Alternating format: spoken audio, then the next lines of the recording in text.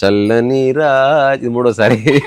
చల్లని రాజా ఓ చందమామ, నీ కథలన్నీ తెలిసాయి ఓ చందమామ, నా చందమామ.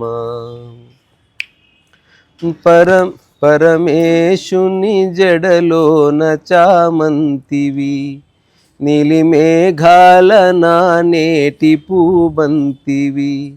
పరమేశుని జడలోన చామంతివి, నీలిమేఘాల నానేటి పూబంతివి. నిన్ను సేవించగా నన్ను దయ చూడవా ఓ వెన్నెల వన్నెల నా చందమామ, చల్లని రాజా ఓ చందమామ, నీ కథలన్నీ తెలిసాయి ఓ చందమామ, నా చందమామ. నిన్ను చూసిన మనసెంతో వికసించుగా, తొలి కోరికలెన్నో చిగురించుగా. నిన్ను చూసిన మనసెంతో వికసించుగా, తొలి కోరికలెన్నో చిగురించుగా. ఆశలూరించునే చెలి కనిపించునే, చిరునవ్వుల వెన్నెల కురిపించులే ఓ చల్లని రాజా ఓ చందమామ, నీ కథలన్నీ తెలిసాయి ఓ చందమామ, నా చందమామ. ఇది బాగుంటుంది. నన్ను చూడవు పిలచిన మాటాడవు, చిన్నదానను వదలను ప్రియురాలను. నన్ను చూడవు పిలచిన మాటాడవు, చిన్నదానను అబలను ప్రియురాలను.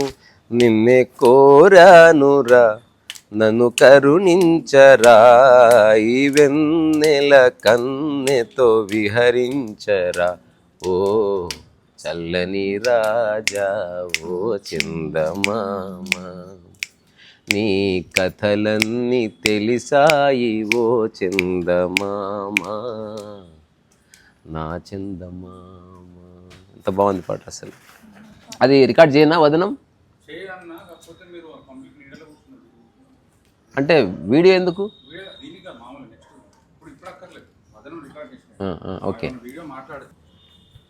సో అది ఇంతకుముందు నేను రామ్ అనుకున్నప్పుడు నెక్స్ట్ ఒక 500 పుస్తకాలు అనుకుంటున్నా కదా, అందులో ఒక బుక్ టైటిల్ దొరికింది, కాస్త ఆకాశానికి దగ్గరగా జరుగు అని. ఇలా జరగాలనే దానికి బుక్ డిస్క్రిప్షన్.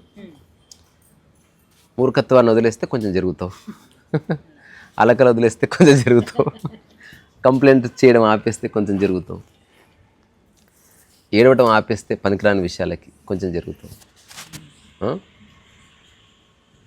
రీజన్లెస్గా నవ్వినావు అనుకో ఇంకా తొందరగా జరుగుతావు. అప్పుడు పిచ్చోళ్ళు అన్నారా? ఏదో ఒకటి అంటనే ఉంటారు.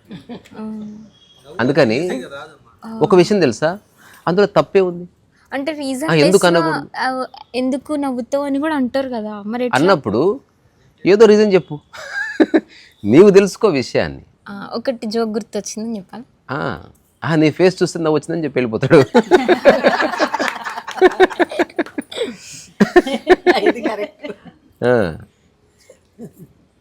అట్లా ఆకాశానికి దగ్గరగా జరుగు అంటే మనం చేసే పనులన్నీ మానసికంగా భూమి వైపు లాగుతున్నాయి. దీనికి ఇంగ్లీష్లో ఒక మంచి వర్డ్ ఉంది, మండేన్ అంట. సో మండేన్ యాక్టివిటీ అంటే ఒకరి కోసం బాధపడ్డం, ఒకరి గురించి ఆలోచించొద్దని కాదు, ఆలోచించకు, చేస్తే చెయ్యి, లేదా చేయకు. ఎందుకు ఆలోచించి పనికిరాని ఆలోచన. అందరికి అన్నం పెడితే బాగుండు అనిపిస్తుంది, కానీ డబ్బులు లేవు. అందరికి అన్నం పెడితే బాగుండు అనిపిస్తుంది, నువ్వు అన్నం పెడతలేవు, నీ దమఖరాబ్ చేసుకుంటావు. ఎలా ఉండాలంటే ఒక అత్తగారిలా ఉండాలి. ఇది చాలా ఓల్డ్ జోకే, మీకు తెలిసే ఉంటుంది. ఓ బెగ్గర వెళ్ళిపోతున్నాడంట, వెళ్ళిపోతున్నా అత్త అక్కడి నుంచి వస్తుంది. వస్తుంటే ఏమిరా వెళ్ళిపోతున్నావు అంటే, మీ కోడలు గారండి అరిచితే చివరికి బయటకు వచ్చి అన్నం లేదు పోరా అన్నది, వెళ్ళిపోతున్నా అంటే. అదే వద్దురా చెప్పడానికి, రా అని ఒక 3 కిలోమీటర్ నడిపించుకొని తీసుకుపోయి ఇప్పుడు ఎవరు అన్నదంట. వాడు అమ్మా ధర్మం చేద్దానంటే లేదు పోన్నదంట. ఏం చెప్పిందని నేను చెప్పాను. సో ఆకాశానికి దగ్గరగా జరుగన్నది the entire spiritual discourse given by any master. అంతకుమించి మన కలయికకి ఏ అర్థం లేదు, ఏ అర్థము లేదు. ఊరికి కలిసి ఒకరినొకరు ఆరాధించుకుంటూ బతకడానికి లైఫ్ లేదు. విషయం డాక్టర్కి దగ్గరికి వెళ్తే ఏం చేస్తామో ఎగ్జాక్ట్లీ గురువు దగ్గర అదే చేయాలి. ఒకవేళ గురువు అని నువ్వు అనుకుంటే ఎవరినన్నా, అది బయటకు చెప్పక్కర్లే, మానసికంగా అనుకుంటే ఎవరినన్నా. డాక్టర్ దగ్గరికి వెళ్తే ఆరోగ్యం కోసమే పోతున్నాం అంతే. ఇది మర్చిపోవద్దు. హాస్పిటల్ చూడడానికి కాదు, హాస్పిటల్స్లో పెయింటింగ్ని అప్రిషియేట్ చేయడం. ఎవరన్నా పేషెంట్ చచ్చిపోతే మా నాన్న పోతే పోయాడు కానీ హాస్పిటల్ భలే కట్టాడురా అనేవాడన్నాడు. అసలు ఆ డాక్టర్ గారు సూది గుచ్చుతూ ఉంటుంది అసలు అద్భుతం. అసలు చచ్చిపోయాడు అనుకో మా ఫాదరు, అది వేరే సంగతి అని ఎవడన్నాడు. చచ్చిపోతే హాస్పిటల్ లైఫ్లో తలుచుకోమను, హాస్పిటల్ నీ లైఫ్లో తలుచుకో. ఎందుకు ధనికుడు కానీ బీదవాడు కానీ, జ్ఞాని కానీ అజ్ఞాని కానీ, ఆడ కానీ మొగ కానీ, చివరి కుక్క కానీ పోయేది ఆరోగ్యం కోసమే. ఇంతకుమించి వేరే ఫండాలు ఏమీ లేదు. అట్లా గురువుని ఎవరన్నా నీ మనసులో అనుకున్న వాడిని కలిస్తే వాడి నుంచి విముక్తి పొందడం ఎట్లా అని దానికోసమే కలవాలి. అందుకని మొదట సమాజం అనే ఆలోచన నుంచి, అంటే పరచింతన నుంచి అని దాని అర్థం. రెండోది కుటుంబము, శ్రేయోభిలాషులు, బంధుత్వాలు అనే ఒక వల నుంచి, ఆ తర్వాత వీటన్నిటి వదులుకొని పుస్తకాలు చదివితే వాటి నుంచి, ఆ తర్వాత ఒక గురువు ఆశ్రమానికి వెళ్తే ఆశ్రమం నుంచి, ఆ తర్వాత గురువు మాయలో పడి ఇది చాలా బాగుంది అక్కడికి వెళ్తే హాయిగా ఉంటుంది అన్న మాయ నుంచి, అక్కడి నుంచి ఇదంతా తెలుసుకున్న నేను గ్రేట్ అన్న మాయ నుంచి బయటపడితే అప్పుడు లైఫ్. ఇది నిమిషంలో జరగచ్చు, లేదా 100 సంవత్సరాల్లో జరగవచ్చు, 50 ఏళ్ళలో జరగవచ్చు. It depend upon the person. అందుకని ఆకాశానికి ఇది రామేడి ఆకాశానికి దగ్గర జరుగన్నది wonderful subject. Draw yourself closer to the sky. అంతా చేస్తున్నది అదే. ఈ అరుణాచలంలో ఎందుకు వస్తున్నారు? ఆకాశానికి చేరువగా రావడానికి. మనస్సు పడుతుపోతున్న కొద్దీ you elevate your self. So మనకున్న ఒకే ఒక ప్రాబ్లం మైండ్ అంతే. మైండ్ అంటే nothing but few thoughts. Wife ఒక ఆకాశం తెలియదు పీక్తావు రీటర్లు అయితే ఆడుండాలి మనం. అక్కడ ఉంటే కిందికి రావాలనిపిస్తుంది. నీళ్ళు ఉండవు, బాత్రూమ్ ఉండదు, సస్తాం. బాత్రూమ్ ఉంటుంది అనుకో, నీళ్ళు ఉండదు. సో ఆకాశానికి దగ్గర మనసును తేలికపరచుకో అన్నదానికి అదొక సింబాలిక్ జస్ట్ ఎక్స్ప్రెషన్. ఆకాశానికి దగ్గర జరుగు అంటే ఇది మానసికంగా, అంటే నీకు ప్రతి ఆలోచనకు ఒక బరువు ఉంది. ఒకసారి మా అన్న భోజనం చేస్తుంటే నేను ఫుల్ ఆడుకొని శిశు మందిర్లో మొత్తం గీతంగా ఎగిరేసి రుయ్యను పరిగెడుతుంటే మా అన్న తింటున్నాడు, చింతకాయ పచ్చడి చేసుకొని తింటున్నాడు. నేను వాడుతాను ఒకే ఒక్క మాట, నేను బాత్రూమ్కి వెళ్ళాలి. అరే శ్యామలత వచ్చిపోయిందిరా అన్న, శ్యామలత వచ్చిపోయిందిరా అన్న అని బాత్రూమ్కి వెళ్ళేసరికి వాడు కంచంలో చేయి అడిగేసుకొని దిగాలు కూర్చొని ఎప్పుడు రా అని అడిగాడు. ఇప్పుడు అతను చచ్చిపోయింది అన్న పప్పాకి చచ్చిపోయిందని అనిపించింది. చూడు ఆ థాట్తో అన్నంలో నీళ్ళు కడిగేసుకున్నాడు. థాటే, అతను డెడ్ బాడీ చూడలేదు, ఫర్దర్ ఎంక్వైరీ చేయలేదు, బట్ థాట్ వాడిని కింద వచ్చేసింది. నేను తర్వాత వచ్చిపోయిందన్నారు అవ్వవు అని, అవునా అని కంచె పెట్టుకుని తింటున్నాడు. ఇంతే లైఫ్. నిజానికి ఆ క్షణంలో చచ్చిపోయినా వాడు భోజనం చేసి ఉండేవాడు. Because he doesn't know or he did not take that thought seriously.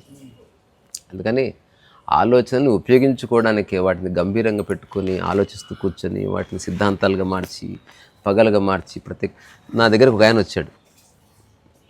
నాకు కొన్నేళ్లుగా ఒక వ్యక్తి మీద పగ ఉంది, ఏం చేయాలని అడిగాడు. నేను అడిగిన చిన్న ప్రశ్నకి అసలు ఉక్కిరి విక్కిరి అయిపోయి, అమ్మ ఇదేనా ఈ క్షణం నీ మెమరీ పోతే అన్న. నీకు పగలేదు, ఇంకా ఏ ఎమోషన్ లేదు కదా. లేదు.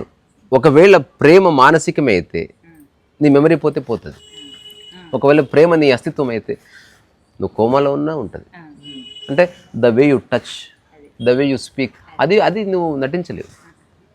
నువ్వు ఎట్లా నడుస్తావు అన్నది మానసికం కాదు, అది నీ ఎగ్జిస్టెన్షియల్ కోర్. అది అందుకని మనసును వదిలేసే కొద్దీ ఆకాశానికి దగ్గర జరుగుతావు అని అర్థం. అయితే పప్ప ఆకాశాన్ని ఎందుకు ఎంచుకున్నావు? ఉన్నదే ఆకాశం కాబట్టి. ఈ క్షణం నువ్వు ఎక్కడుందో తెలుసా? ఆకాశంలో ఉన్నావు. ఆకాశంలో ఉన్నావు. ఎవరైతే ఆకాశం మీదకి పోయి అక్కడి నుంచి భూమిని చూశారో ఇంత కనిపించింది. అది ఎక్కడుంది? విశాలమైన స్పేస్లో ఉంది. దానికి అసలు ఆధారమే లేదు. ఆధారం లేని దాంట్లో ఉన్న భూముల్లో మనుషులకు ఆధార్ కార్డు ఉంది. Very strange phenomena. నేను మా ఇంటికి ఆధార్ కార్డు కోసం వస్తే అప్పుడు నేను మైండ్ అంత దొబ్బి ఫుల్ జోష్లో ఉన్నా. ఫుల్ ఆడుకొని వచ్చిన మా అమ్మ ఉంది అక్కడ. కాన్ఫ్లిక్ట్ ఉన్నది, బట్ నాలో లేదు. నా చుట్టూ ఉన్న వాళ్ళకి నా గురించి ఉన్నది. అంటే ఏదైనా చెయ్యి, డబ్బు సంపాదించు, పెళ్లి చేసుకో, ఇట్లయితే ఎట్లా. నేను ప్రధానికి నా దగ్గర చిన్న జవాబు ఉంటుండే. ఏదో ఒకటి చెప్తుంటే అప్పటికప్పుడు. మా ఊర్లో వెళ్ళి బాబు ఏం చేస్తున్నావు అంటే అసలు ఉక్కిరి బిక్కిరి అయ్యేవాడిని, ఏం చెప్పాలో అర్థం కాక. 2009కి ముందు. 9 తర్వాత ఏం చేస్తున్నామంటే కిరాణా షాప్ పెట్టుకున్నాం అంకుల్ అంటుంటే వెళ్ళిపోయేటాడు. అప్పుడే గల్లీగాను ఏం చేస్తున్నామంటే ఇప్పుడే డాక్టర్ పూర్తయింది, ప్రాక్టీస్ చేయాలి అంటుంటే ఆడు వెళ్ళిపోయేటాడు. ఇంకా మళ్ళీ మళ్ళీ ఏం చేస్తున్నాం అంటే మొదలనే క్రికెట్ టీంలో సెలెక్ట్ అయినా, వెరీ గుడ్ మీ నాన్న పేరు నిలబెట్టాను, మంచిగా ఆడు. ఇంకో మళ్ళీ ఏం చేస్తున్నాం అంటే కూరగాయల షాప్ పెట్టుకుంటున్నా. నాకు ఓవరాల్గా అర్థమైంది వీళ్ళకి అసలు నా మీద ఆసక్తే లేదు. ఎవడు అడగట్లే అసలు. ఊరికే వాళ్ళకి అలవాటైంది అడగడం. మా ఫ్రెండ్ ఒకడికి నాకు ఇచ్చిన చర్చ జరిగింది. అసలు ఊరికి వెళ్తే సావ కొడుతున్నారు, పెళ్ళి ఎప్పుడు చేసుకుంటావు అంటే అప్పటికే నాకు ఇన్సైట్ కలిగింది. అది వాళ్ళ తప్పు కాదురా, అది వాళ్ళ మైండ్ తప్పు. చిన్న ఏజ్లో అడుగుతారు బాబు స్కూల్కి వెళ్ళేవా అని. ఆ ప్రశ్న అందరూ అడుగుతారు వాళ్ళు. ఇంకొంచెం పెద్దగా అవగానే ఆ కాలేజీకి వెళ్తున్నావా, దురలవాటు చేసుకో, ఇట్లా చెప్తారు. ఇంకొంచెం పెద్దగా అవగానే ఉద్యోగం చేసుకో, వచ్చిందా ఉద్యోగం అడుగుతారు. అందరిని అదే అడుగుతారు. ఆ టైంలో ఆ ఏజ్ ఎట్లా ఉంది. ఇంకొంచెం ఉద్యోగం వచ్చిందా పెళ్లి చేసుకో. అది దాటావా పిల్లలు అయ్యారు. అది దాటావా పిల్లలు స్కూల్. ఆ తర్వాత ఎప్పుడు వస్తావు.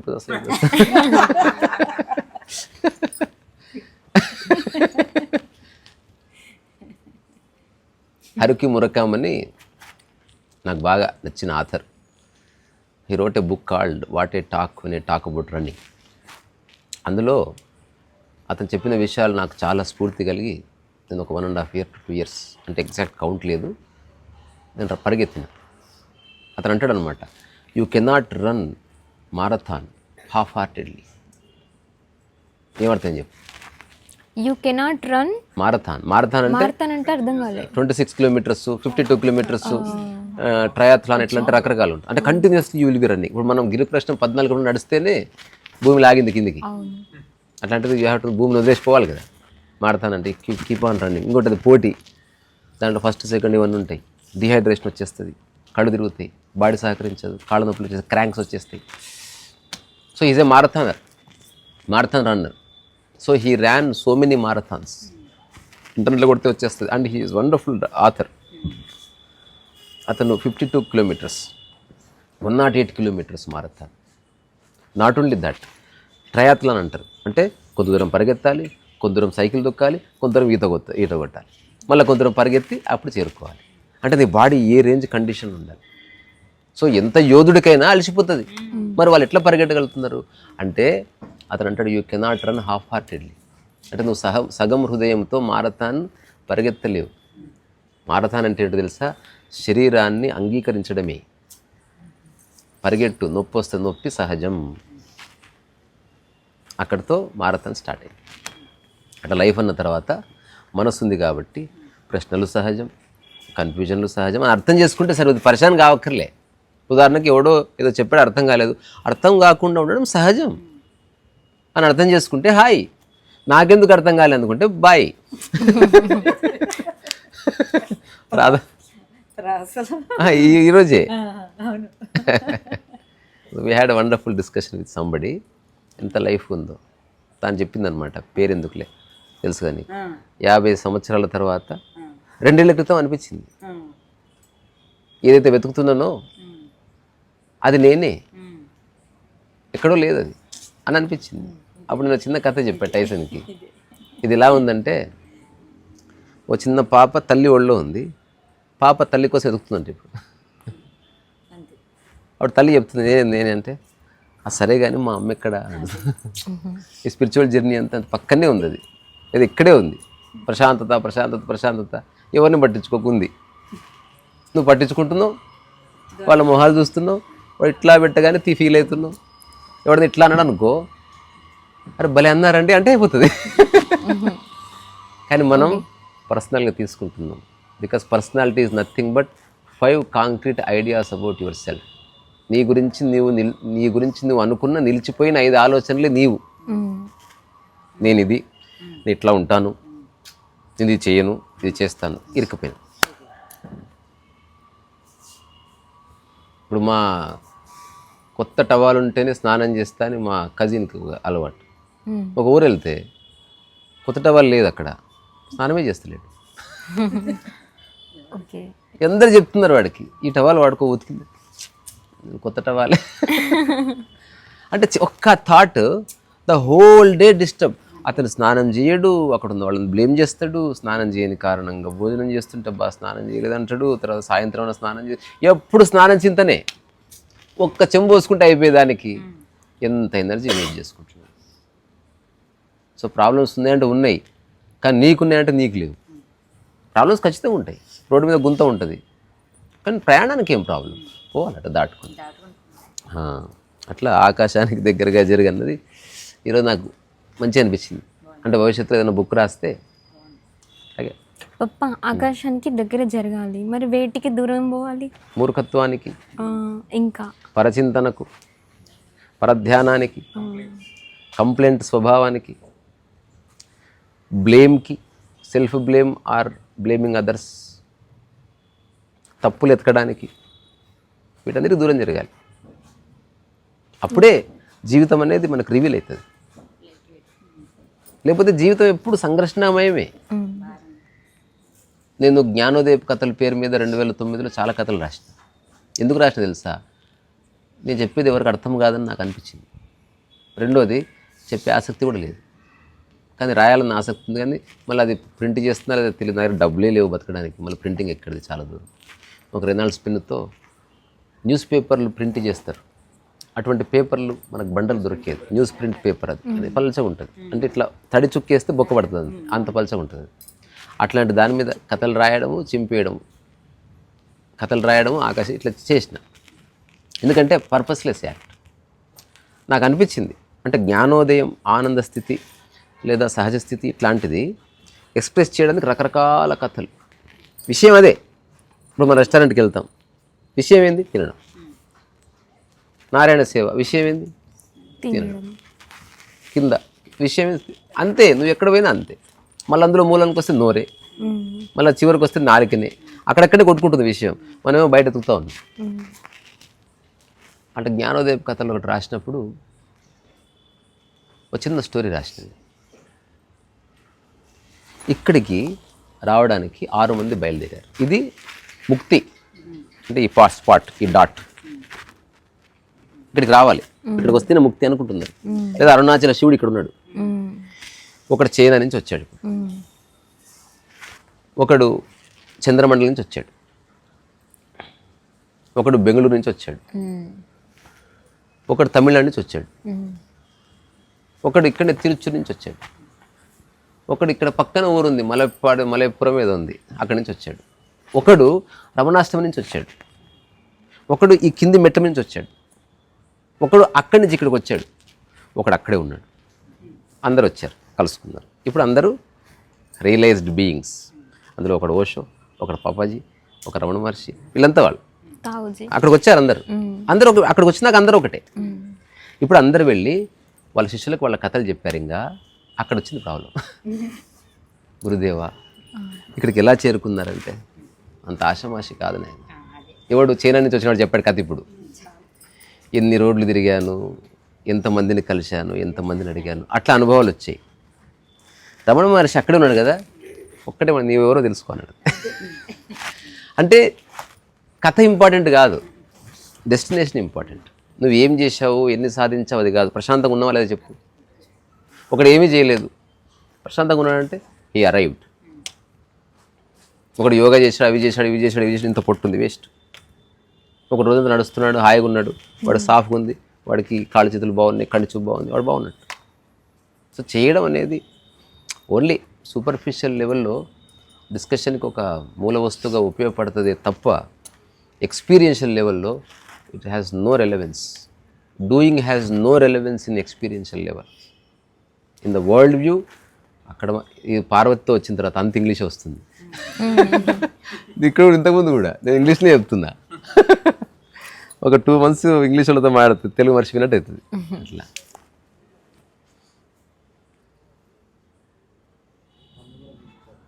ఇంకో కథ కూడా చెప్పనా? పప్ప ఆకాశం దగ్గర జరగాలి అనేది ఏదైతే బుక్ ఉందో, అంటే దాని కాన్సెప్ట్ ఏదైతుందో జరిగితే ఏమవుతుంది కాదు, జరగడం అనేది అది ఒక సింబాలిక్. నీవే ఆకాశం అని తెలుసుకో. తెలుసుకున్న తర్వాత లైఫ్ హాయిగా ఉంటుంది, నిష్కామ కర్మ. అంటే చేయి పని నిజంగా జరిగితే నెక్స్ట్ ఏందని అడగడం పోతుంది. ఓషోని ఎవరో అడిగారు, భగవాన్ మీరు చెప్పిందంతా విన్నాను, కొన్నేళ్ళకి ఇక్కడే ఉన్నాను, I think I'm enlightened now, what next? ఇక్కడే ఉండాలా, ఇంటికి వెళ్ళాలా, బయటికి వెళ్ళిన ఆశ్రమం పెట్టాలా అంటే ఓషో ఆన్సర్ ఇచ్చాడు, నీకు నిజంగా ఎన్లైటన్మెంట్ అయితే వాట్ నెక్స్ట్ అడగనే అడగవు. నువ్వు వెళ్ళిపోతే వెళ్ళిపోతావు, ఉంటే ఉంటావు, పాడితే పాడతావు, గార్డెనింగ్ వర్క్ చేస్తావు, కిచెన్ వర్క్, క్యా ఫరక్ పడతా. కాన్ఫ్లిక్ట్ పోయింది అంతే, మిగతా అంతా సేమ్ టు సేమ్ ఉంటుంది. ఒక జెన్ సేయింగ్ ఉంటుంది కదా, బొక్కుజుని అడుగుతారు what is enlightenment, are you enlightened? Of course there is enlightenment. Then could you please describe enlightenment ఈ కాంటెక్స్ట్లో? అప్పుడు ఆయన చెప్పాడంట, బిఫోర్ ఎన్లైటన్మెంట్ వాడు ప్రిపేర్ అయ్యాడు పక్కవాడు, ఇది చెప్తాడు. Chop woods, chop vegetables, fetch water. అంటే కూరగాయలు కట్ చేయి కాదు, బిఫోర్ ఎన్లైటన్మెంట్ తానే కూరగాయలు కట్ చేసిన, వాటర్ తెచ్చిన. After enlightenment chop vegetables, fetch water, nothing changed. అప్పుడు తెచ్చాను నీళ్లు, అప్పుడు కట్ చేశాను కూరగాయలు, ఇప్పుడు కూరగాయలు కట్ చేశాను, ఇప్పుడు నీళ్లు తెస్తున్నా. కానీ అప్పుడు నేను చేయాల్సి వచ్చింది నా కర్మ, అసలు ఇదేం పని అనుకొని చేసిన, ఇప్పుడు ఇదే మిగిలింది. ఇంకా యాక్సెప్టెన్సీగా నీళ్లు తెస్తే నీళ్లు తెస్తున్నా పూర్తిగా, మాట్లాడితే మాట్లాడుతున్నా పూర్తిగా, వద్దనిపిస్తే వద్దనిపిస్తుంది పూర్తిగా, కోపడితే కోపడుతున్నా పూర్తిగా, పరిగెడితే పరిగెడుతున్నా పూర్తిగా. అన్ని సంపూర్ణ క్షణాల కలయిక జీవితం అంతే. అంటే ప్రెజెంట్స్లో మనం మాట్లాడితే పరిపూర్ణంగా మాట్లాడదాం. ఎవరేమో అనుకుంటారేమో, బలుపు అనుకుంటారేమో, అట్లా అనుకుంటే నువ్వు మాట్లాడగలవా? అసలు ఎవరేమన్నా అనుకునే స్వేచ్ఛ వాళ్ళకి ఎందుకు లేదు? అనుకోని, ఇప్పుడు నన్ను ఎవడన్నా వేదం అనుకున్నాడు అనుకోని, నేను ఎందుకు పోరాడతా వాడితో? వాడిలో ఏది ఉందో అదే చూస్తున్నాడు. అట్లా అది పాడనా? ఇంకో కథనా? ఇది సింబాలిక్ స్టోరీ. ఒక ఊరికి సింబాలిక్ స్టోరీ అంటే అంటే అంటే ఏదో ఒక సింబాలిజం అంటే ఏమంటే, అంటే దాంట్లో ఉదాహరణకి బుద్ధుడు అనుకో, బుద్ధుడి స్థితిని చెప్పాలంటే ఒక ఫ్లవర్ని చూపిస్తావు, అది సింబాలిక్ అన్నమాట. బుద్ధుడు ఫ్లవర్ అని కాదు, స్థితి, పుష్పం మాత్రమే ఫ్లవర్, బుద్ధుడు కాదు. అదే లోటస్ ని చూపిస్తాం అంటే అది బుద్ధుడు అనమాట. అట్లా ఇప్పుడు రమణ మహర్షి ఎవరు అంటే ప్రవహించిన నదిని చూపించు, సింబాలిక్. అట్లా అమ్మాయి కళ్ళని చూపించిన చేపని చూపిస్తే సింబాలిక్, పరోక్ష రూపం, దాని యొక్క అదే దాన్ని ప్రతీతి.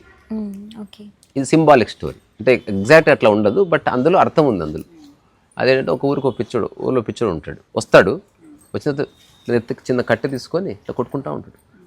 పిచ్చివాడు కదా, వెతుకుతూ ఉంటాడు, ఎక్కడ పడితే అక్కడ వెతుకుతాడు. ఇట్లా కూర్చుంటే కుర్చీ కింద, బస్సు వస్తే బస్సు కింద, రాత్రిపూట పగలు వర్షం పడుతుంది. అందరు అడిగే ఒకే ఒక్క ప్రశ్న ఏమైంటుంది అతన్ని, ఎందుకు కొట్టుకుంటా, ఏం వెతుకుతున్నావు? అతను కొట్టుకునేది ఇంపార్టెంట్ కాదు, వెతుకుతున్నాడు. సార్ పక్క చేరు, వెతుకుతూనే ఉన్నాడు. ఏం వెతుకుతున్నావు అంటే డైమండ్.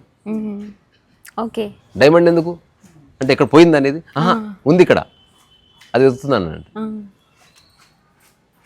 డైమండ్ ఎందుకు నీకంటే మీ ఎంత పిచ్చోళ్ళు కాబట్టి ఇంత కష్టపడుతున్నాడు. డైమండ్ దొరికింది అనుకో, ఏ కష్టపడాల్సిన అవసరం లేదు, ఐ విల్ బి రిలాక్స్ అన్నాడు. ఒక్కసారి ఫైనల్ డైమండ్ దొరికితే మీలా కష్టపడాల్సిన అవసరం లేదు, మీరంతా పిచ్చోళ్ళు. ఒక్క డైమండ్ దొరికింది అనుకో, హాయిగా తిని తిరగొచ్చు. దానికోసం వెతుకుతున్నా.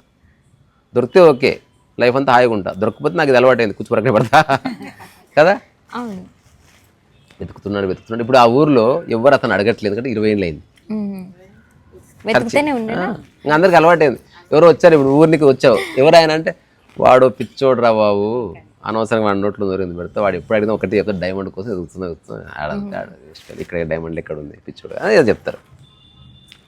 ఇది ఇలా ఉండగా ఒకరోజు ఒక మిరాకిల్ జరిగింది. ఆ మిరాకిల్ ఏంది, అందరు పడుకున్నారు, చల్లటి గాలి, చిన్న వర్షం పడ్డది, వర్షం చాలా పెద్ద, అందరు కిటికీలు వేశారు, వర్షం ఆగిపోయింది, బ్యూటిఫుల్ ఫ్లూట్ మ్యూజిక్ అనిపించింది. అసలు మన ఊర్లో ఎవడయ్యా హరిప్రసాద్ చౌరాసి ఇంత అందంగా వాయిస్తున్నాడు అని మెల్ల కిటికీలు తెచ్చి చూస్తే చీకటి ఎవరు లేడు, మెల్ల తలుపులు తెచ్చి వచ్చారు, అందరూ బయటకు వచ్చారు. విన్నారండి విన్నామండి. వస్తే వీడే ఇంతసేపు కొట్టుకుంటుంది, కట్టే కాదు ఫ్లూట్, అది వాయిస్తున్నాడు. అందరు ఆశ్చర్యపోయారు, ఇంత ప్రశాంతంగా ఓ చెట్టు కింద దక్షిణామూర్తిలా కూర్చొని ఫ్లూట్ వాయిస్తున్నాడు, ఏమిరా ఫ్లూట్ వాయిస్తుంది, డైమండ్ దొరికిందిగా అన్నాడు. సెర్చ్ పూర్తయింది. ఇది చూపి, నెక్స్ట్ ప్రశ్న ఏమడుతారు, ఏది చూపి, ఏది చూపి. అప్పుడు అతను చెప్పిన జవాబు ఆ కథ యొక్క సారం. నా దగ్గర లేదు కానీ నాకు కనిపిస్తుంది ఇప్పుడు అన్నాడు. ఇప్పుడు అందరు ఎక్కడ మొదలు సింబాలిక్ ఇది.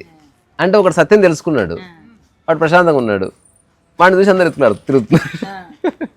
మళ్ళీ హఠాత్తుగా రామసురత్ తెలుసుకున్నాడు, ఆయన చోట కూర్చున్నాడు. సత్యం అంటే ఉన్న చోట హాయి ఉండడం అంతే. ఏదో సాధించడము, పరలోకానికి ఆడపోయినా నువ్వు పీకేదే ఉండదు. సబ్ ఎక్కడ, బాత్రూమ్ ఎక్కడ ఎత్తులాడతావు, అక్కడ కూడా ఎవడు ఉందంటే వాడు ఉన్నది, ఇదే ఉంటుంది కథ. నీ మైండ్ చావదుగా. ఇప్పుడు ఎవరైతే పరలోకాల గురించి ఆలోచిస్తారో, చాలా ప్రశ్న అడిగితే కొండగూరలు అవన్నీ ఏం తెలియదు వాళ్ళకు. ఇప్పుడు పరలోకానికి వెళ్తావు, సత్యలోకానికి పోతావు, నీ మైండ్ ఉంటుందా ఉండదా? ఉంటుంది. ఉన్నప్పుడు నువ్వు ఇలాగే ఉంటావు. ఒకవేళ ఉండదు అనుకో, పరలోకం నీకు తెలియదు.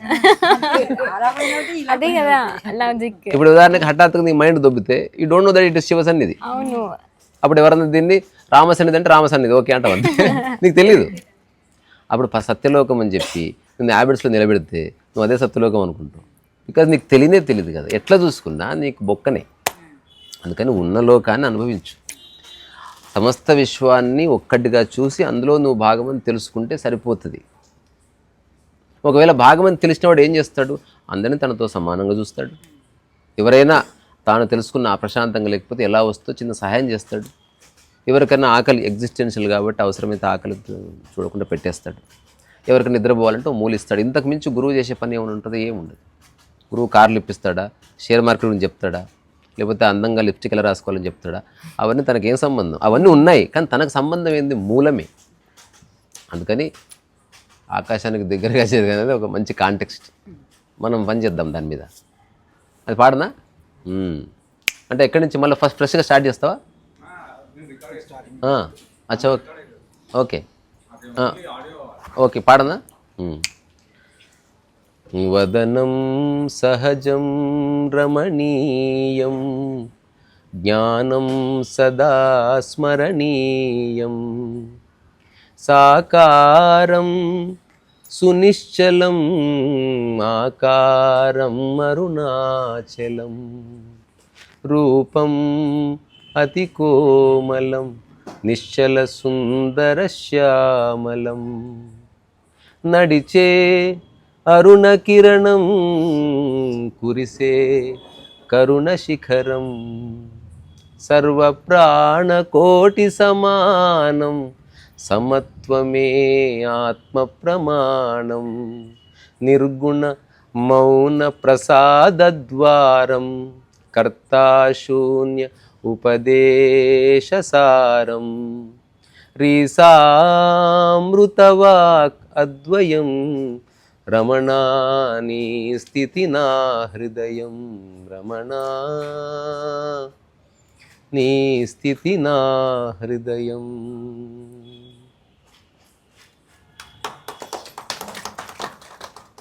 ఇది ఎందుకో భలే ఉంది పాడుతుంటే. కొన్ని పాటలు ఎన్నిసార్లు పాడినా బోర్ రావు. ఇది కూడా అట్లా అనిపిస్తుంది. అంటే అది రీసెంట్గా ఎవరు ఒక బాగా సాహిత్యంలో తలపండిన ఒక వ్యక్తి దాన్ని చూశాడు.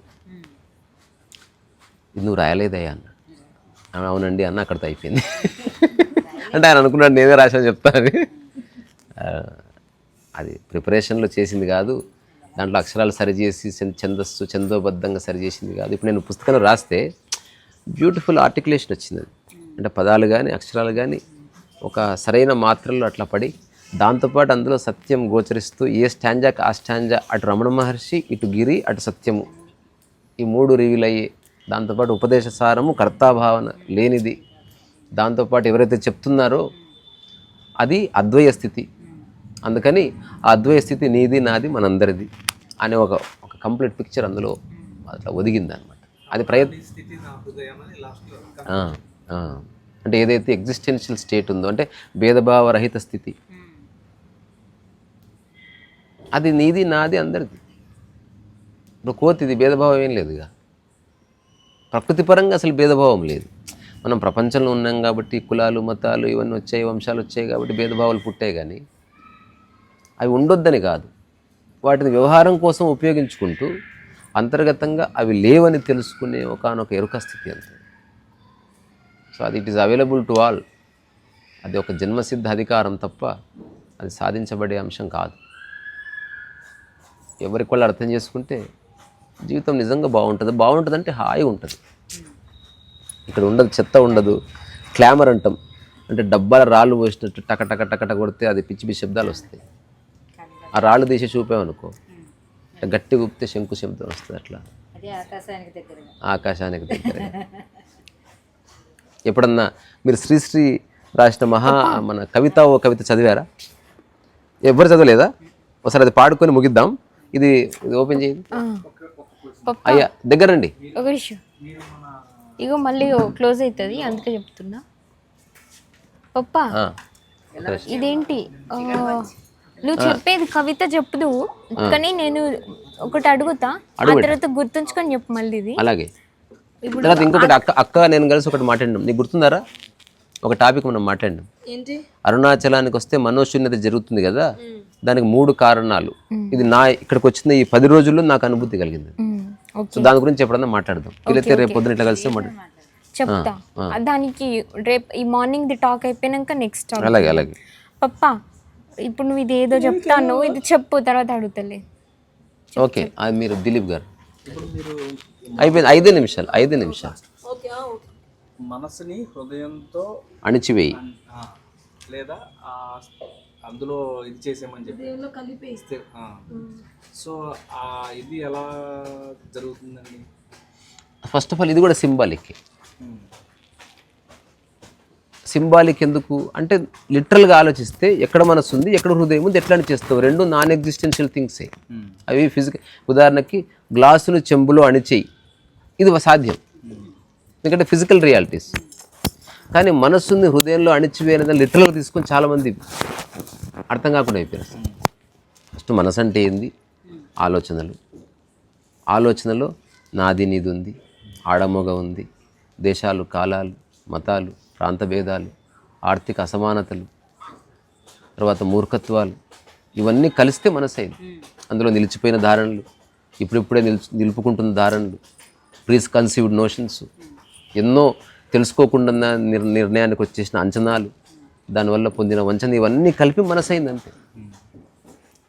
మనసుని హృదయంలో అణిచివేయంటే ఏదైతే ఈ చెడిపోయిన నీళ్లు ఉన్నాయో అందులో మలినాలు తీసేస్తే అదే హృదయం. అంటే భేదభావం తీసేయి, మూర్ఖత్వం తీసేయి, నాది నీది తీసేయి, లేకపోతే వేరే పరచింతన తీసేయి, ఇవన్నీ తీసేస్తే అదే హృదయమైంది. అట్లా మనసు హృదయంగా ట్రాన్స్ఫార్మ్ చెయ్యి అని చెప్పడానికి అదొక సింబాలిక్ ఎక్స్ప్రెషన్. ఇది పూర్తి నా అనుభవంతో చెప్తున్నది. ఇప్పుడు హృదయంగా అణిచిన తర్వాత ఆ స్థితి మళ్ళీ పోతే మళ్ళీ మనసు అవుతుంది.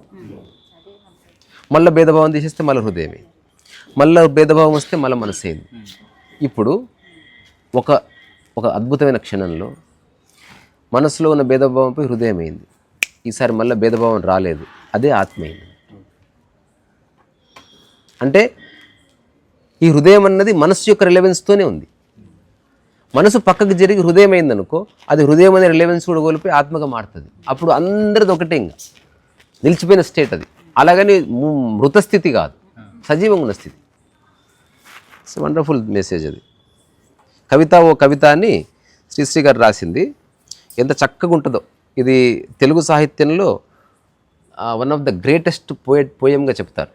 ఊరికే తెలుగు వాళ్ళం కాబట్టి తమిళ దేశంలో ఉన్న మీరు ఎప్పుడు అది శ్రీశ్రీ స్వయంగా చదివిన ఆడియో కూడా అందుబాటులో ఉంది. సేమ్ అదే టెంపోలో అదే డిక్షన్తో నేను చదివే ప్రయత్నం చేస్తా. Poetry extraordinary.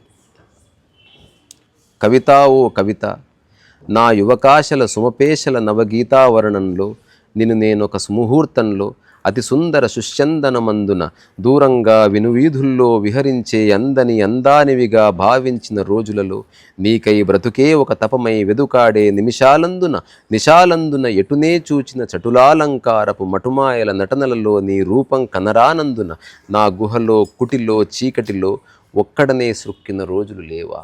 ఇందులో 6 విభజనలు ఉంది. నేను రాయాల్సిన 500 పుస్తకాల్లో దీని మీద వ్యాఖ్య కూడా. ఇది పూర్తి స్పిరిచువల్ కాంటెక్స్ట్ ఉంది, కానీ అందరూ పోయిటరీ అనుకొని అక్కడితో వదిలేశారు. ఇది ఒక వ్యక్తి ఏకాంతంగా పడ్డ తపనకు సంకేతం ఇదంతా. అంటే ఒక గదిలో మూలకున్న ఏంది తలకాయ నొప్పి, నేను ఏం ఆలోచిస్తున్నా, ఎందుకు పుట్టాను, ఏంది ఇది, భాష ఏంది, కథ ఏంది. ఇక్కడ కవిత ఓ కవిత అంటే ఎట్లయితే మనం అమ్మవారిని స్మరిస్తాము, ఎవరైతే ఒక శివుడిని స్మరిస్తాడు, శ్రీశ్రీ కవిత అనే ఒక అమ్మవారు దానికి చెప్పుకుంటున్నాడు. కవిత అంటే పోయిటరీ కాదు, it's a form of Saraswati ప్రతీక. ఇది ఫస్ట్ది అయిపోయింది. తర్వాత ఇప్పుడు ఆ సరస్వతి గురించి చెప్తూ నీ ప్రాబల్యంలో చిరదీక్షా శిక్ష తపస్సమీక్షణలో నిశ్చల సమాధిలో స్వర్గద్వారపు తోరణమై వ్రేలిన నా మస్తిష్కంలో ఏ ఘోషలు భాషలు దృశ్యాలు తోచాయో, నేనే చిత్ర విచిత్ర శమంత రోచిర్నివహం చూశానో, నా గీతం ఏ శక్తులలో ప్రాణస్పందన పొందిందో, నీకై నేనే ఏరిన ఏ ధ్వనులో ఏ మూలల వెదికిన ప్రోవుల రణ నినాదాలో నడిచే ఆకాశమావర్తించిన మేఘాలా వర్షించిన ప్రచండ జంఝా ప్రభంజనం గజగజలాడించిన నడిసంద్రపు కిరటాల్లో మ్రోగిన శంఖారావం ఢంకాధ్వానం. అంటే నేను తీసుకున్న తర్వాత, నేను అర్థం చేసుకున్న తర్వాత అప్పుడు నా లోపట ఒక గొప్ప ఉత్పాతం చెలరేగింది ఆ ఏకాంతంలో అని చెప్తూ ఒక స్పెసిఫిక్ ఆ రాత్రి కారడవులలో లయాతీతమై విరుతించిన నానా జంతుధ్వనులు నక్షత్రాంతర్నిబిడ నిఖిలగానం భూకంపాలు ప్రభుత్వ పతనాలు విప్లవం యుద్ధం అన్నీ నీ చైతన్యం నీ విశ్వరూప సాక్షాత్కారం. అంటే నేను పోయిటరీ రాస్తున్న దానికి సబ్జెక్ట్ కావాలి కదా, అదేమిటి? యుద్ధాలు. ఇప్పుడు సినిమా తీయాలంటే లవ్ కావాలి, అది లేకుండా సినిమా ఎట్లా తీస్తావు? ఏ సబ్జెక్ట్ లేకుండా సినిమా ఎట్లా తీస్తావు? పదార్థం లేకుండా నువ్వు వంట ఎట్లా చేస్తావు? అట్లా నీవు నాలో పలికిన తర్వాత అది ముందుకు కొనసాగాలంటే ఈ ప్రపంచమే అవసరమైంది అని చెప్తూ మరి ఒకవేళ నిన్ను స్మరిస్తే నాకు అగుపించే దృశ్యాల వినిపించే భాష్యాల అంటే ఏం కానీ తెలుస్తుంది నాకు. నిన్ను తలుసుకుంటున్న కొద్దీ, నిన్ను తీసుకుంటున్న కొద్దీ, నేను గమనిస్తున్న కొద్దీ సంథింగ్ ఈజ్ హ్యాపెనింగ్ అని చెబుతూ అగ్ని సరస్సున వికసించిన వజ్రం ఎగిరే లోహశేనం ఫిరంగిలో జ్వరం ధ్వనించే మృదంగనాదం అంటూ ఇంకా నేనేం విన్నానా, నడిరే నిద్దురలో అప్పుడే ప్రసవించిన శిశువు నెలుకొని రుచిర స్వప్నాలను కాంచే జవరాలి మనఃప్రపంచపుటావృత్తాలు.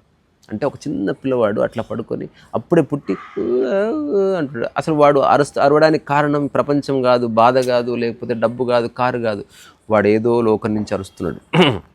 జవరాలి మనఃప్రపంచపుటావృత్తాలు. ఇది శిశువు చిత్రనిద్రలో ప్రాచీన స్మృతులు చప్పుడు వైద్యశాలలో శస్త్రకారుని మహేంద్రజాలంలో చావు బ్రతుకుల సంధ్యాకాలంలో కన్నులు మూసిన రోగాడుతున్న రక్తనాళ సంస్పందన కాలువ నీరులలో జారిపడి కదలగనైనా చాలని తాగుబోతు వ్యక్తాలాపన ప్రేలాపన కడుపు దహించుకుపోయే పడుపు కత్తె రాక్షసరతిలో అర్ధనిమీలిత నేత్రాల భయంకర బాధల పాటల పల్లవి ఉరితీయబడ్డ శిరస్సు చెప్పిన రహస్యం ఉన్మాది మన సినీవాలీలో ఘూకం కేక భేకం బాక సమ్మె కట్టిన కూలీల భార్యల బిడ్డల ఆకటి చీకటి చిచ్చుల ఆహాకారం ఆర్తరావం.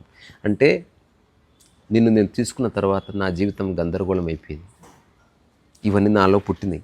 అదే నెక్స్ట్ పోయిటరీ అయింది. అవి ఎట్లా వచ్చినాయి? 1,00,000 నక్షత్రాల మాటలు, 1,000,000 జలపాతాల పాటలు, 1,000,000 సముద్ర తరంగాల మ్రోతలు విన్నానమ్మా, విన్నానెన్నో విన్నాను, నా విన్నవి కన్నవి విన్నవించగా మాటలకి. ఇప్పుడు అన్నీ చూశాడు, ఇప్పుడు దొరకలేవు మాటలకై వెతుకాడకపోతే అవి పుంఖానుపుంఖంగా శ్మశానాల వంటి నిఘంటువులు దాటి వ్యాకరణాల సంకెళ్ళు విడిచి ఛందస్సుల సర్ప పరిష్వంగం వదిలి వడివడిగా వెలువడినై పరిగిడినై నా ఎదనడిగిడినై ఆ చెలరేగిన కలగా బులగపు విలయావర్తపు బలవత్ జలవత్ పరివర్తనలో నేనే వీధులలో చంక్రమణం చేశానో నా సృష్టించిన గానంలో ప్రక్షాళిత మామక పాప పరంపర ఆనంద పరంవశ హృదయను చేస్తే నీకై మేలుకునిన్న సకలేంద్రియములతో ఏది రచిస్తున్నానో చూస్తున్నానో ఊపిరి తీస్తున్నానో నిర్వికల్ప సమాధిలో నా ప్రాణం నిర్వాణం పొందిందో అటు నన్ను మంత్రించిన నన్ను సముగ్ధం గావించిన ఆ గాంధర్వానికి తారా వివహపు ప్రేమ సమాగంలో జన్మించిన సంగీతానికి నా నాడుల తీగలపై సాగిన నాద బ్రహ్మకు పరిచుంబనలో ప్రాణావసాన వేళాజనితం నానాగానా నూన స్వానావళితం బ్రతుకును ప్రచండ బేరుండ గరుత్పరిరంభంతో పట్టిన గానం సుఖదుఃఖాదిక ద్వంద్వాతీతం అమోఘ మగాధమచింత్యమమేయం ఏకాంతం ఏకైకం క్షణికమై అశాశ్వాశ్వతమైన దివ్యానుభవం బ్రహ్మానుభవం కలిగించిన నన్ను కరిగించిన కవనఘృణి రమణి కవిత ఓ కవిత అని ఇక్కడ అంటాడు. ఇదంతా ఎట్లా అవసరం లేదు నాకు, ఇదంతా ఎట్లా అన్నాడు, ఎట్లా జరిగింది ఇది అంటే దీని యొక్క పూనికి ఎక్కడ? ఇప్పుడు ఉదాహరణకి రమణ తాత ఇక్కడికి వచ్చాడు, పూనికి ఎక్కడ ఉంది? అక్కడ వాళ్ళ ఊర్లో ఉంది. అంటే సోర్స్ ఎక్కడ ఉండాలి కదా. ఆ సోర్స్ ఎవరో చనిపోతే చూసి తన ఎవడో చచ్చిపోవాలి కదా. చచ్చిపోవాలంటే ఎవడో పుట్టాలి కదా. పుట్టాలంటే ఎవరో పెళ్లి చేసుకోవాలి కదా. ఇదంతా పెద్ద కథ. ఇదేంది? నా జనని గర్భంలో ఆకారం లేకుండా నిద్రిస్తున్న నా అహంకారానికి ఆకలి కల్పించిన నాడు, నా బహిరంత ఇంద్రియాలలో ప్రాణం పసరించగా నేను ఈ భూలోకంలో పడి సుఖదుఖాలేవో వస్తుంటే తలదాల్చి ప్రపంచ పరిణామంలో ప్రయాణికుడనై పరివ్రాజకుడనై విఫలంగా నర్తించే వేళ అభయహస్తముద్రతో నన్ను దర్శిన నన్ను పునీతిని గావించిన కవిత లలిత లలిత కరుణామహిత అనుపమిత అపరిమిత కవిత ఓ కవిత. అంటే ఇప్పుడు కాదు, నేను గర్భంలో ఉన్నప్పుడు ఇదంతా స్టార్ట్ అయింది అని చెప్తూ ఇప్పుడు అంతా అయిపోయింది. సరస్వతిని ఆవహించిండు, గొప్ప కవితలు రాసిండు, ప్రపంచాన్ని గమనించిండు, ఛందస్సులు ఆ సంఖ్యలు వదిలి అత్యంత తేలికైన పరిభాషలో ప్రపంచానికి మహాప్రస్థానం లాంటి కవితలు అందించిండు. అయితే ఇప్పుడు సంశయం వచ్చింది, చివరిది. ఇది ఎవరికైనా సంశయం. ఉదాహరణకి నువ్వు 100 కోట్లు సంపాదించావు, ఇప్పుడు నీ కొడుకు వీడు ఉంచుతాడా పోతాడా వస్తుంది కదా సంశయం. అందుకే ఏ పరంపరలో ఉండొద్దు. ఇప్పుడు నేను నా ఊహాంచల సాహసికాంశం కప్పిన నా నిట్టూర్పులు వినిపిస్తాయా? నేనేదో విరచిస్తానని నా రచనలలో లోకం ప్రతిఫలించి నా తపస్సు ఫలించి నా గీతం గుండెలలో ఘూర్నిల్లగా నా జాతి జనులు పాడుకునే సూత్రంగా మంత్రంగా మ్రోగించాలని నా ఆకాశాలను లోకానికి చేరువగా మన బుక్ టైటిల్ వచ్చింది, నా ఆకాశాలను లోకానికి చేరువగా నా ఆదర్శాలను సోదరులంతా పంచుకునే వెలుగుల రవ్వల జడిగా అందకపోయే నీ చేలాంచముల విసరుల కొసగాలులతో నిర్మించిన నా నుడి నీ గుడిగా నా గీతం నైవేద్యంగా హృద్యంగా అర్పిస్తాను. నా విసరిన రస విసృమర కుసుమ పరాగం ఓహో రసధుని మణిఖని జనని ఓ కవిత కవిత కవిత ఓ కవిత. ఎంత అద్భుతం పాటు బిడ్డ. శ్రీశ్రీ అంటే ప్రతి ఒక్కడు అంటే కన్సిస్టెంట్గా ఒక విషయంలో ఎవరైతే దృష్టి సారిస్తారో, అది వంట కానీ నడక కానీ ఏదైనా సరే, వాడు వదలకుండా కార్యకారణాలకి చెప్పకుండా వీడి వల్ల ఆపాను వాడి వల్ల ఆపాను వర్షం వచ్చిందని చేయలేదు ఇవేవి చెప్పకుండా వాడు కొనసాగిస్తాడు. అట్లా కొనసాగించగా ఆ విషయంలో ఎవ్వరూ అనుభూతి చెందని కొత్త విషయాలు వాడు అనుభవిస్తాడు. కానీ అది ఎట్లా చెప్పాలని తెలియక సస్తాడు. ఒకవేళ చెప్పవలసి వస్తే చెబితే దాన్ని రిసీవ్ చేసుకోలేదని బాధపడతాడు. మళ్ళీ ఇదంతా ప్రయాణమే. తర్వాత రిసీవ్ చేసుకోకపోయిన వారు నేను చెప్తే చాలు అనుకుంటాడు. చెప్తే చాలు అనుకున్న తర్వాత నేను చెప్పింది అట్లీస్ట్ ఒక్కరన్నా దాచిపెడతారేమో అనుకుంటాడు. తీరా దాచిపెట్టిన వాడిని సెలెక్ట్ చేసేవాడు మధ్యలో పారిపోతే మళ్ళీ ఆవేశము కోపం ప్రకోపం ఇవన్నీ వస్తాయి. అసలు ఇదంతా కానే కాదు. ఓ పిట్ట పాడినట్టు పాడితే బాగుంటుంది, ఎవరు వింటే ఏమి వినకపోతే ఏమి, ఆకాశం వర్షించినట్టు వర్షిస్తే ఓకే, ఎవరు నానితే ఏమి నానకపోతే ఏమి అన్న స్పృహ కలిగిన రోజు సంపూర్ణ జీవన్ముక్తి. మనందరం నేనైనా నీవైనా అందరం వ్యక్తిగతంగా ఇండివిజువల్స్. ఇది ఎవరికి వారు అర్థం చేసుకోవాల్సిందే. దీనికి వయసుతో సంబంధం లేదు, జెండర్తో సంబంధం లేదు, తెలివితో సంబంధం లేదు, డబ్బుతో సంబంధం లేదు, కులంతో సంబంధం లేదు, మతంతో సంబంధం లేదు. సంబంధం ఒకే ఒక్క దాంతో ఉంది. నీ ప్రశ్న వాట్ డూ యూ వాంట్, అక్కడతో మ్యాటర్ క్లోజ్. తిన్నవా?